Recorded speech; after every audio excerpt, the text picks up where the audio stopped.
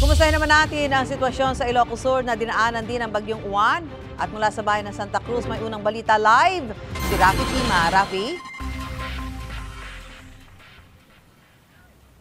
Susan, live tayo dito sa dalampasigan ng Santa Cruz sa Ilocos Sur kung saan nakita pa rin natin yung medyo naglalakihang mga alon habang papalayo itong si bagyong Uwan na nasa West Philippine Sea sa ngayon.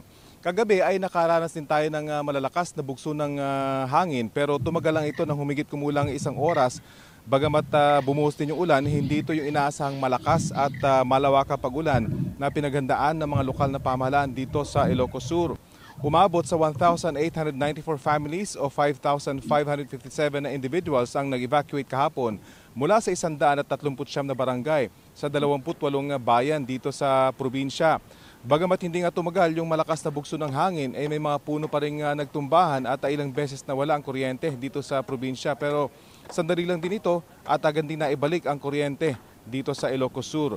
Ayon sa ating mga nakausap, nagpapasalamat sila na hindi ganun katindi yung naging epekto ni Uwan dito sa kanilang probinsya. Ito ngang mga bangka na narito sa Pampang dito sa Santa Cruz, narito pa at halos hindi natinag sa kabila ng storm surge na dulot nitong si Uwan.